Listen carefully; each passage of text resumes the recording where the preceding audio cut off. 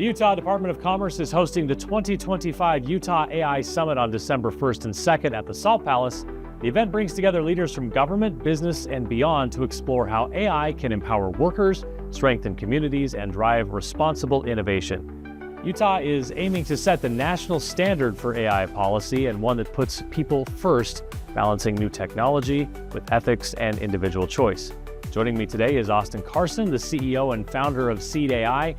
He brings a mix of experience from both government and industry. At the summit, Austin's teaming up with the state of Utah to co-host a workshop that helps small and growing businesses find real, practical ways to use AI. Austin, thanks so much for being with us. Thanks for having me. Yeah, welcome to town especially. I want to talk to you about a bunch of things today, but first I want to start with the fundamentals. Tell me about SeedAI, how that came to be, what it is, make sure our audience understands where we're starting from. Yeah, so SeedAI, we're a 501c3 pure play nonprofit, started about 4 years ago and a month, perhaps. The idea came to me when I was working at NVIDIA. And so a bit of background, I was in Congress for 6.5 years, and then I worked in a think tank, and then briefly ran another think tank. And then I was at NVIDIA for 3.5 years, actually, from 2018 to 2021, working on the beginning of their relationship with policy interaction and government interaction. But this was before lobbying, so this was me explicitly just explaining to people, what is AI? Why do GPUs matter? What is the possibility? And at some point near the end of it, we'd worked on a plan for the state of Florida to suddenly dramatically up-level its AI capabilities, from education to research to development. And I found it very, very interesting because there is a adage that AI happens in San Francisco. Maybe it happens in New York, maybe, but it happens in San Francisco. And so there's a bit of fatalism that was already starting to settle in. That's their thing. It's not our thing. And once I saw the fact that it was possible to give different areas their avenue into it, and really immediately the folks are trying to do, as soon as they have kind of like the dream and the capability of doing something with AI, their area specific, kind of like their desires for the community, things that pop up that would not have otherwise arisen just based on the unique characteristics of the area and the businesses there. So I wanted to make sure that we could make that a plan for people across the country and open up this view that the beauty of the United States is the fact that there's a lot of variety among it, and there's a lot of different industries, and people can be very different place to place. And if we don't encapsulate that and capture that, then that's how we lose to a top-down society like China. Yeah, it's not a matter of just flipping a switch and saying, hey, now we're all AI experts on this. And I imagine, you mentioned that there are a lot of different industries and sort of layers to the American economy and the business scene. And you have to kind of go touch on all of those. I think it's probably also accurate that you have to help them get a vision for what AI can do for their business, because not everyone sort of sees the picture at the same level. Right, 100%. And the discovery part is a big, maybe to your point, one of the most important avenues. And even if I come in and abstract and we're like, here's the big list of AI use cases, which we have given to a lot of folks that are coming to this workshop, until you speak with someone that has actually implemented that, you really don't understand what it means to do that and what you can get out of it. Have you seen the attitudes then change? Like you sort of described going to elected officials, members of Congress early on and saying, hey, this AI thing is coming and here's what it could mean. And at some point we sort of hit a tipping point where people started talking about AI all the time. And how do I implement this? Did you see like a big tipping point hit somewhere there where the audiences were suddenly like, no, now I'm buying what you're selling and I'd like to know more about this? ChatGPT. We started 1 year beforehand and people were excited about the possibility of what if it's driverless cars or what if it's, but as soon as it was something people could touch and talk to, and I think the talking to it was pretty revolutionary for everybody, for good or for ill sometimes. But that was, okay, now what do we do? And that ranged everywhere from, senators in the White House to literally Fortune 50 companies that came in. And I remember literally somebody sat down that was from an actual technology company. I was like, oh, what should we do about AI? And I was like, you mean AI policy? No, not just AI. And I'm like, it is disturbing to me that I'm the one being asked this question. Yeah. And it's a fairly broad question even in that. Yes, so exactly. You're in Utah for the AI summit that's coming up. Tell me a little bit, that essentially is you get another chance to be sort of an AI evangelist in front of a large audience of business and political and thought leaders in the state of Utah. Tell me a little bit about what your message will be to them and what you hope to accomplish from being here. The real question is like, what do you want and how can we help you get there? There are a lot of people that are already in Utah that they have something that they want and something that they need. And a big part of what we're going to do is match them up and say, if you want to start this journey, here are folks that can help you do it. And we're going to try to give you a bit of a Mad Lib and a color by number, but at the same time, this is now on the table for you, and the people that figure this out and really understand how to adopt AI responsibly and effectively are going to have a dramatic uplift in what they can do from a business perspective. They can have 10 times fewer people than someone else. They know what they're doing.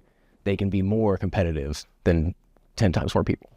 Do people generally think too big or too small when you first talk to them about what can AI potentially do for your business? So they say, well, I'd love it to do this. And you look at them and think, well, that's not even as close to what it could do. Or do they tend to overshoot and say, well, let's rein that in a bit? So I think it's more the former than the latter. But sometimes you get to, maybe the easiest way to think about it is it's not actually clear which things are harder than others. Some things you need a big data set to make sense of. And other things, it's just a matter of tuning to your audience or tuning to your specific needs. We were talking about custom GPTs. That's a big part of it for some people. Maybe that's the starting place. For others, it could be, we have this entire unexplored body of information on our business practices over time. What can we make efficient? What can we make it so that anybody can pick up and add to this with us? So what are like the biggest challenges you generally see a business run into when they think about, okay, all I know is that I need to have more AI in my business, or I need to not get left behind in this effort. What's that biggest sort of challenge that you see them run into when it comes to integrating AI? Needing to have somebody to call.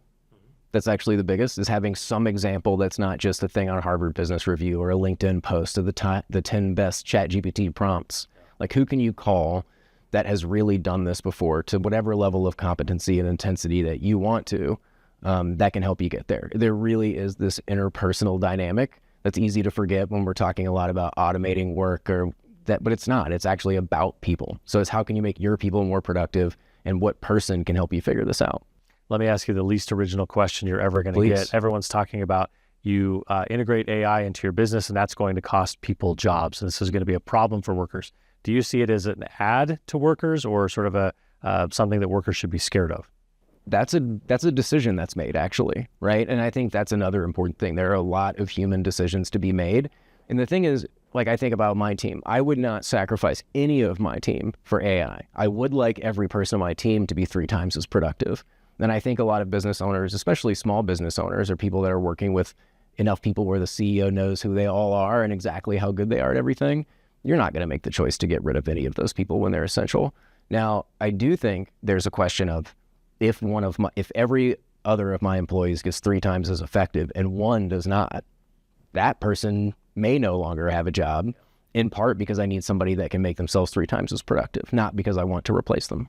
And we've kind of gone through iterations of that before at different levels of technology, right? Like, take email, right? If you have people in your office right now who are just like, I just never figured out email, that person probably doesn't survive, and everyone else uses it and is much more productive. It's kind of like the same thing we're talking about here. So what's funny is, unless you're a member of Congress, in which case your staff can print out your emails and you can write on the emails, I kid a little bit, but really it's a multiplication of that. So if you didn't know email, you could have gotten away with it for 10 years, right? But I mean, you would have gotten increasingly confusing why you were getting away with it, but you could have gotten away with it. If you didn't know how to use Excel, you can still get away with that, but people that know how to use Excel can do incredible things with it.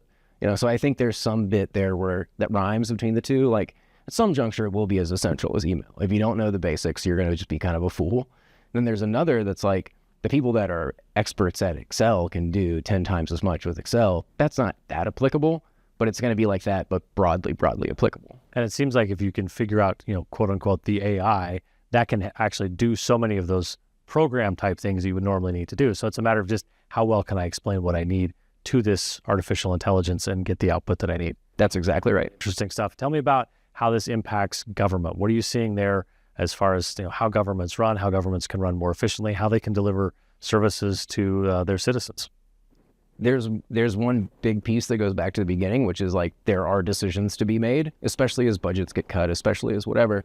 But I do think there's, when I was talking to someone else, they mentioned that the AI policy office and Margaret Busey had gone on and done like a listening tour around the state. That is so essential. That's really, really important. And you can understand what are the pain points.